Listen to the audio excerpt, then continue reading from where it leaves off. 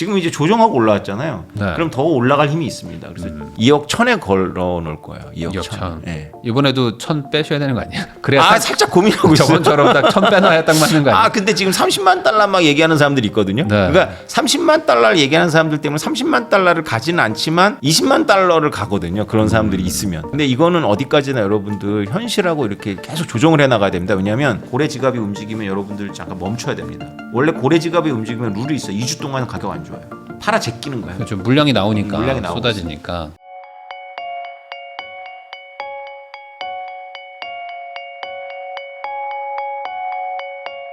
그러면 이번에는 어쨌든 지금 또 살짝 상승은 했으니까 네. 이것도 지금 약간 또 초입이냐 아니면 뭐 어떻게 되는 거냐 뭐 이런 거에 대한 의문들도 있으실 텐데 지금 앞으로 뭐 단기적으로라도 뭐 지금 상승세인 건 맞는 건가요? 지금 어떤 상승이 계속 조금 당분간 좀 간다고 보시는 건가요? 아니면 이거는 또 한번 또 조정이 또 있을 어떤 너무 과열인가요? 단기 과열인가요? 단기적인 가격은 제 분야가 아니고 네. 하도 많이 틀려갖고 사실 맞추기가 너무 어렵죠. 여러분들이 참고만 하십시오. 네. 그러니까 제가 작년에 부익람이 나왔는데 작년에 제가 유튜브에 출연해갖고 내년 반감기 어디까지 보시냐 그랬을 때 저는 1억 7천에 팔겠습니다 그랬거든요. 제가 자신 있게 떠들었어요. 왜냐하면 1억 7천에 팔고 2억 되는 거를 박수 치면서 구경해 드리겠다 그랬거든요. 근데 물론 저는 뭐 일부를 팔아서 유동한다는 거지 뭐 제가 갖고 있는 걸 다 던진다는 뜻은 아닙니다. 그렇게 운용하면 큰일 납니다. 근데 어쨌건 1억 7천 얘기했더니 많은 사람들이 아니 그렇게 트럼프가 되고 분위기가 좋은데 무슨 1억 7천이냐라고 막 하는데 1억 6천 5백에 딱 꺾이더라고요. 그래가지고 한 4개월 갔잖아요. 네. 후회하고 있습니다. 1억 6천으로 할 건. 그러면 지금 그러면 다시 제가 1억 7천이냐? 아니요.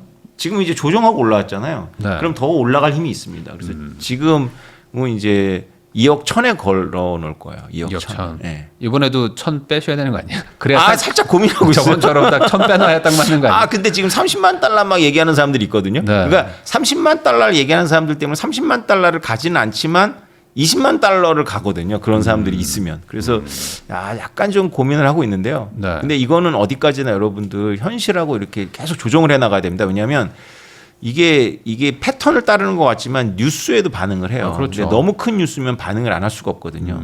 사실 뭐 트럼프가 뭐 그렇게 할 줄도 몰랐기도 했고 사람들이 너무 세기도 했고 막 이러니까 사실 뭐 이거 예측은 그냥 방향성 정도인데 이래나 저래나 어쨌든 막 30만 달러 얘기도 나오는 거 보면은 앞으로 뭐 더 있다는 거에 대해서는 다들 동의하는 어떤 무언가가 있을 거 아닙니까? 이 상승 여력이 뭐가 어떤 요인 때문에 있는 건가요? 빅테크죠, 뭐 빅테크. 그러니까 빅테크가 블록체인에 대해서 이제 뭔가를 하려고 하는 때마다 지금 막고 있거든요. 이번 지니어스 법안도 민주당이 막은 이유 중에 하나가 빅테크가 스테이블코인까지 말하면 안 된다 그래가지고 이번에 수정된 법안에서는 빅테크를 좀 더 까다롭고 어렵게 만들어 놓은 건 사실이에요. 근데 빅테크 입장에서 얼마든지 우회할 수 있고요. 그래서 그런 법안은 뭐 실효성은 별로 없어 보이는데 빅테크들이 메타가 리플을 산다는 말이 있어요. 근데 이거는 뭐 사실이길 바라는 이제 소문인데 기업형 블록체인을 제가 떠든 지 한 5년 됐거든요. 저는 탈중앙화라는 것이 일종의 환상이라고 생각해요. 대한민국의 대표적인 비트코이너인 오태민이 탈중앙화 환상이라고 하면 이제 이것만 가지고 썸네일 만드실까 봐 겁나는데 들으시는 독자들은 좀 놀라실 거예요. 그런데 저는 탈중앙화를 고민한 게 22살 때부터였습니다. 1992년 때부터. 제가 어디서 영향을 받았는지 잘 모르겠는데 그 당시에 이 캘리포니아 쪽의 지식인들도 탈중앙화를 논의하기 시작했어요. 거의 동시인데 제가 뭔가를 읽었을 겁니다. 저도 그 당시 책을 썼는데 탈중앙화를 가지고. 근데 어쨌건 이 탈중앙화라는 것이 이제 한동안 이상주의였어요. 그러니까 이 자유주의에. 왜냐하면 이게 정부는 타락하기 쉽잖아요. 근데 이게 우리가 비트코인도 관찰해보고 이더리움도 보니까 비트코인은 리더가 사라진 시스템이고 이더는 리더가 있어요. 그리고 리더가 사기꾼이 아니에요. 뭔가 헌신되어 있거든요. 또 리플도 리플은 뭐 리더가 아니라 그냥 리더십만이 아니라 회사가 있어요. 그래서 이런 스펙트럼 속에서 우리가 지금 관찰을 해오고 있잖아요. 그래서 뭐 비트코인 진영은 막 이더리움이 사기고 뭐 리플은 사기고 그러는데 그렇게 볼 게 아니에요. 세계가 다양하게 지금 다 생태계를 이루면서 각각의 저력을 보여주고 있는 거거든요. 그러니까 비트코인은 비트코인 나름대로 리더가 없어서 좋은 점이 있고요. 이더리움은 또 리더가 있어서 안 좋은 점도 있고 또 좋은 점도 있어요. 리플처럼 회사처럼 이렇게 해버리는 게 대박일 수 있거든요. 만약에 리플이 메타한테 팔리면 대박 나는 거예요. 그러니까 빅테크가 드디어 이제 이 탈중앙화라는 시스템을 이용해서 부가가치를 생산하기 시작할 거거든요. 그래서 이제 기업형 블록체인이라는 게 뭐냐면 탈중앙화도 좋지만 탈중앙화의 그 이상과 현실의 괴리를 메꿔주는 게 기업의 브랜드거든요. 기업의 신뢰도. 그럼 여태까지 3번의 불장에서 이더리움이 보여준 거는 뭐 기껏 해봐야 원숭이 그림, 그 다음에 돼도 안 되는 것 같은 이자 농사 뭐 이런 거 하면서 자기 잡아 돌리다가 거품 꺼지면서 사라졌는데 네. 만약에 메타하고 리플이 결합돼 가지고 한다면 그렇게 허무하게 꺼지지 않을 거 아닙니까? 뭔가 우리가 사용하는 뭐 게 하겠죠. 편리한 걸 만들어내겠죠. 네. 이런 시대로 가는 거거든요. 그래서 메타하고 리플이 잘 되길 바라고요. 저는 비트코인만이 아니라 이더도 잘 됐으면 좋겠고 솔라도 잘 됐으면 좋겠어요. 왜냐하면 그렇게 돼야 한국의 기업들의 높으신 분들이 정신을 차려요. 우리도 뭔가 하자. 우리도 뭔가 그렇죠. 코인 같은 거 하자. 그렇죠. 저 궁금한 게 그러면 메타를 사가지고 어쨌든 메타가 리플을 사서. 그러니까 메타가 리플을 사가지고 그러면은 그걸로 어떤 뭐 결제 시스템이 이런 것들을 만들겠다는 그렇죠. 건데 그렇게 사용할 수 있죠. 그러려면은 리플이라는 거를 굳이 사야 되는 이유를 잘 모르겠거든요. 그냥 만들어도 되는 건데. 만들면 생태계를 처음부터 조성해야 되는 어려움이 있어요. 리플만 해도 지금 몇 년 동안 1달러 미만에서 생태계가 이렇게 정화가 되어 온 거거든요. 네. 우리가 뭐 코인의 가격을 보고 건강 상태를 진단하는데 이게 약간 괴리가 있습니다. 코인의 가격이 높으면 건강한 건 사실이에요. 근데 코인의 가격이 낮다 그래갖고 건강하지 않냐? 그렇진 않아요. 왜냐하면 코인이 낮았을 때 손바꿈을 통해 갖고 이게 그 내성을 키우는 거거든요.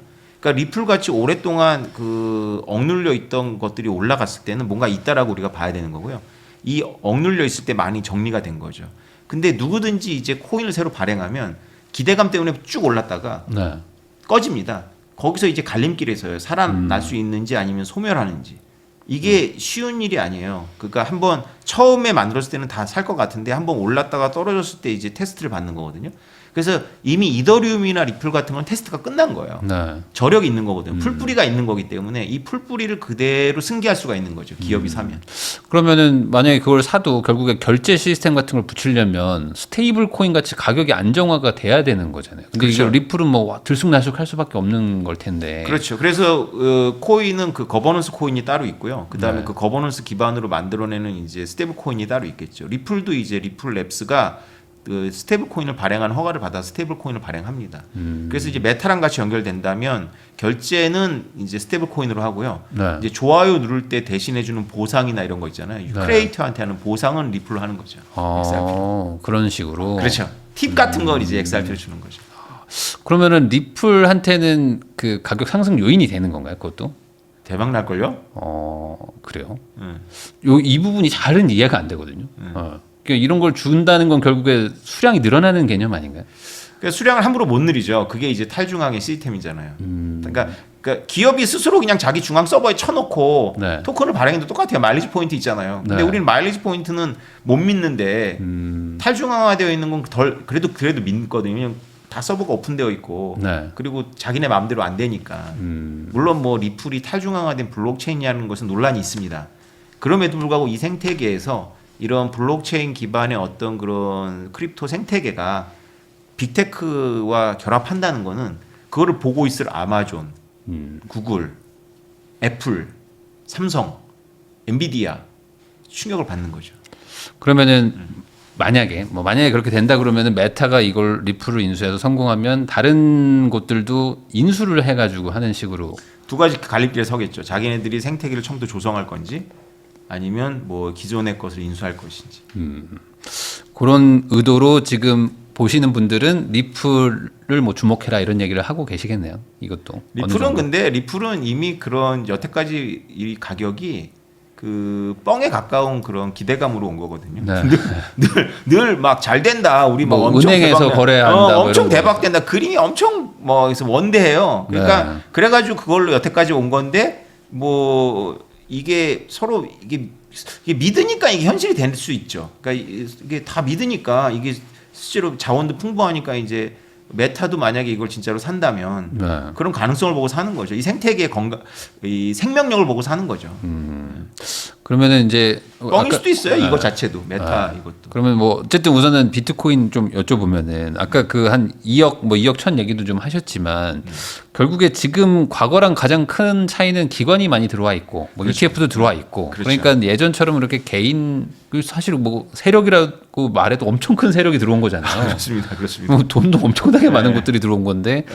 과거랑 좀 달라지지 않을까 싶기도 하고 그래서 지금 뭐 지금 마이크로 스트레티지로 이름 바꿨죠. 스트레티지죠. 뭐 거기도 지금 엄청 가지고 있고. 57만 개. 예, 그러면은 도대체 이게 과거랑은 좀 다른 방향으로 가지 않나? 결국에 반감기의 효과도 끝날 때 어떤 모습이 펼쳐질지가 좀 궁금하긴 하거든요.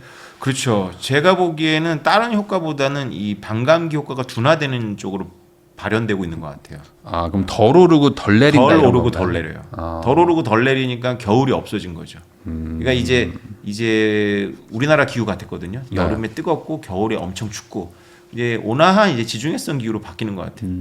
그러면은 과거 같은 그런 변동성까지는 아닐 것이다. 네, 네. 어느 정도 그래도 좀 예측 가능한 범위 안에서. 네네. 마이너스- 이게 단순한 거예요. 덜 떨어지려면 덜 올라야 돼요. 네. 이게 덜 오르고 있어요 지금. 어. 네, 덜 오르고 있어요. 실제로 좀 덜 오른 건가요? 네. 그래서 생각보다 그 요즘에 반응이 별로 안 좋더라고요. 그냥 그 비트코인 올랐는데 뭐 이런 게시판 같은데 조용하더라고요. 덜 올랐어요. 그러니까 네. 특히 이더리움 같은 경우는 거의 안 올랐고요. 오히려 네. 떨어졌다고 봐야 되고 비트코인만 해도 이제 그 전고점이 8천만 원이었거든요. 네. 그러니까 전 불장의 고점이. 근데 뭐 지금 2배 정도잖아요. 그러니까 네. 3배까지 가야 이제 좀 우리가 올랐다 뭐 이렇게 할 텐데 2배 정도니까 사실 뭐 좀 여기서 만약에 유지가 된다면 거품이 없었던 거죠. 그러면은 반대로 옛날처럼 마이너스 80% 이렇게 나오는 것도 이번 뭐 끝 네. 불장 끝에는 아닐 수 있을 확률이 네. 높다. 제가 보기에 이번 반감기 효과의 적정 가격이 이 가격이에요. 지금 가격. 여러분들이 보시는 가격. 아 이게요? 예, 어쩌면 오를 만큼 다 올랐어요. 패턴상. 지금부터 오르는 건 이제 거품일 가능성이 높죠. 그러면 지금부터 오른다는 거는 어쨌든 매도자보다는 매수자들이 더 돈을 들고 올 텐데 그렇죠. 추가로 들어올 사람들은 뭐 결국에 어떤 개인들인가요? 예, 개인들. 어. 이제 또 외면했다가 이제 뽀모 와갖고 이거 네. 막 더 올라간다. 30만 달러 부는 사람 있고 막 50만 달러 부는 사람들이 있으면 네. 세배 먹자고 이제 신나게 들어왔다가 이제 이게요. 비트코인이 아직 손바꿈을 덜 했거든요. 이게 중요한 거예요. 네. 비트코인이 그게 문제거든요. 옛날에 이제 저보다 제가 50만 원에 샀잖아요. 저보다 몇만 원대 산 사람들이 세고 세요. 그런 사람도 외국에는. 있겠죠. 예. 예. 그 사람들 지금까지 안 팔고 있어요. 어. 그 사람들 언제 팔 것 같아요? 그러게요. 뭐 영원히 들고 가겠다 뭐 이런 거 아닌가요? 아까 제가 힌트 드렸잖아요. 우리 비트코인을 한국에 10년 된 비트코인을 50대 선생하고 30대 이제 제자들이 좀 지쳤다. 만나서 올해 다 정리할래 뭐 이런 걸 저는 그 뜻을 말한 게 아닌데 그렇게 이해했단 말이죠. 한계 부딪힌 거. 그러면 그들은 어디 계세요? 그들도 지금 한계예요. 저는 10만 달러가 그들의 테스트라고 보고 있어요. 앞으로 더 좋아질 거라는 거를 알고 있지만 알고 있지만 지친다. 지쳤죠. 그래서 다는 아니겠지만 상당 부분 유동화를 할 거고 지난번 10만 달러 터치했을 때 고래들이 움직였어요. 그래서 지금 10만 달러가 약간 좀 높게 보겠지만 10만 달러 보면은 고래 지갑이 움직이면 여러분들 잠깐 멈춰야 됩니다.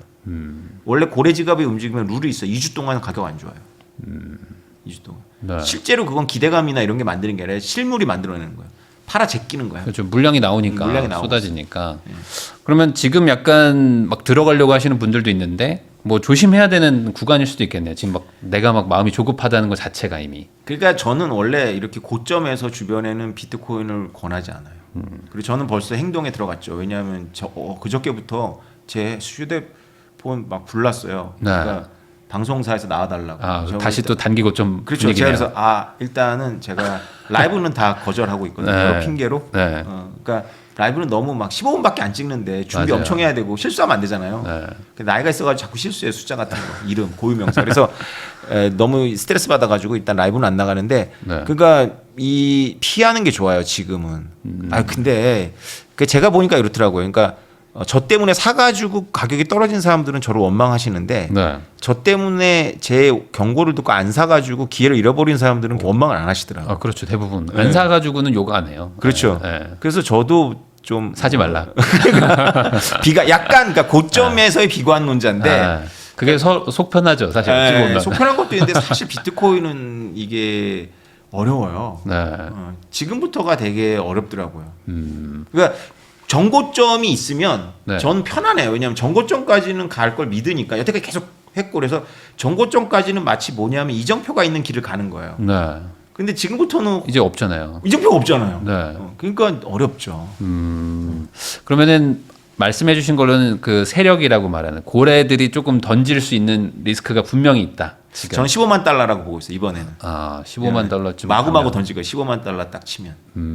그러면 다시 또 분위기 확 안 좋아지면서 또 쭉 좀 내려가고. 아, 그렇죠. 그래서 여러분들이 제 말을 가중치를 많이 둔다면 제 말 틀립니다. 근데 가중치를 둔다면 여러분들 14만 5천 달러에 파세요.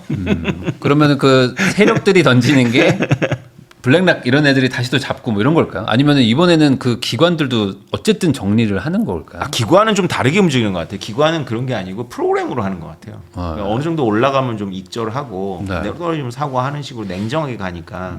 그러니까 저는 이제 제일 사실 그 작가님 만나면 여쭤보고 싶었던 게 이번에 어쨌든 뭐 블랙락이든 뭐 이런 기관들 뭐 그리고 이제 그 회사들 엄청 가지고 있는 회사들도 반감기를 뭐 알 텐데 이번에도 그냥 홀딩으로 가는 건지. 근데 블랙락은 안 팔잖아요. 네. 그래서 스트레이티지 안 팔아요. 안 팔아요. 블랙락 60만 개 있다 그러고요. 스트레이티지가 57만 개니까 두 개 합쳐서 거의 120만 개거든요. 그러니까. 근데 120만 개가 묶인 거예요. 네. 안 팔아요. 근데 고래들은 팔아요. 고래들은. 그래서 그거 팔아도 또 계속 누군가 또 사주면 결국에 시장은 또 이렇게 안정화가 되는 건데. 그렇죠. 그래서 그 드러나 있는 뭐 블랙락이나 이런 것들이 안 판다면은 뭐 추가적으로 개인들도 들어가도 괜찮은 거 아닌가. 근데 여기서 던지면 사실 뭐 이제 완전히 막 확 빠지는 거 아닌가. 그 두 회사가 던지면 패닉일 걸요. 그러니까요. 단기적으로 패닉 올 거예요. 그러면 이 두 회사들은 앞으로 장기적으로 엄청나게 올라갈 거라는 거에 베팅하고 있다. 이렇게 특히 스트레이티지는 그렇죠. 스트레이티지가 11일 발행했는데 만기가 2027년입니다. 네. 그래서 스트레이티지 걱정은 내년부터 하면 되고요. 네. 올해는 일단 안 해도 돼요. 올해는 던지지 않을 것이다. 네. 네. 근데 이제 가격이 안 좋은데 2027년에 만기 돌아오면 이제 던지게 되거든요. 그러면 이제 스트레이티지발 이제 혹한기가 오는 거죠. 그러니까 이게 참 올라도 걱정인 것 같아요. 제가 보니까 올라도 이게 언제쯤 뭐 이렇게 또 한번 꺾일지 이런 게 항상 또 네. 과거 패턴이 있다 보니까. 저는 저를 칭찬하는 게 비트코인을 깨닫고 공부하고 사서 견딘 거는 칭찬하는데요. 저를 맹렬하게 비난하는 게 있어요. 이 바보야 11년 동안 어떻게 한 번도 고점에서 못 파냐. 네, 저는 늘 저점에서 팔았습니다. 그거 못 맞추겠더라고요, 고점을. 아, 그렇죠. 사실 뭐 그걸 맞추는 것 자체가 이상한 거니까 거꾸로 생각하면.